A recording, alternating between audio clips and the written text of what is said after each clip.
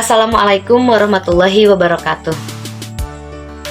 Dalam kasus tersebut, pandangan saya berdasarkan etika bisnis dalam Islam, menyikapi penawaran kesempatan untuk mengembangkan usaha, namun dengan hal yang tidak halal, dan usaha tersebut berpotensi untuk merusak lingkungan.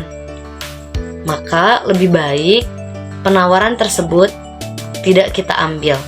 Karena pertama, prinsip sebagai umat Islam agar tidak melanggar syariat. Terlebih dalam hal muamalah ini, Islam pun sudah sangat mengatur sedetail mungkin bagaimana konteks bisnis atau suatu muamalah dan pekerjaan ini menghasilkan sesuatu yang halal juga. Yang tentunya ini akan bernilai ibadah, sebagaimana Allah bertujuan untuk menciptakan manusia di muka bumi ini adalah untuk beribadah kepada Allah.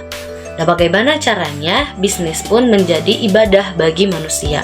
Tentu harus dilakukan dengan tata cara yang baik dan juga menjaga konteks kehalalan bisnisnya dan dampaknya bagi lingkungan sekitar agar tidak merugikan banyak pihak.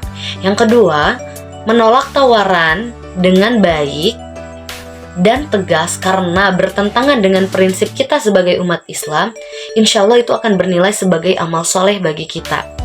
Yang ketiga, menjaga lingkungan termasuk bentuk kewajiban dari manusia. Kenapa? Karena sesuai dengan fungsinya, manusia adalah menjadi pemimpin di muka bumi atau khalifah fil ard, yang artinya manusia juga punya tanggung jawab dan berperan untuk mengelola bumi dengan baik.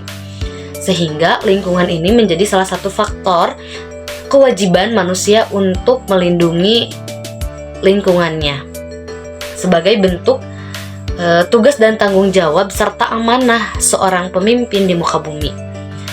Dan yang keempat, Allah Subhanahu wa Ta'ala berfirman dalam Quran surah Al-Hasyr ayat 18, yang mana artinya, wahai orang-orang yang beriman, bertakwalah kepada Allah dan hendaklah setiap orang memerhatikan apa yang telah diperbuatnya untuk hari esok atau akhirat.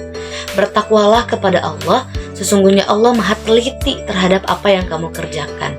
Maha benar Allah dengan segala firman-Nya. Nah, dari konteks ayat ini yang bisa diambil adalah Allah pemerhati dan juga maha teliti terhadap apa yang kamu kerjakan. Jadi langkah apapun, baik itu kecil ataupun besar dalam hidup kita, insya Allah Allah akan selalu memperhatikannya dan senantiasa teliti terhadap apa yang kita kerjakan.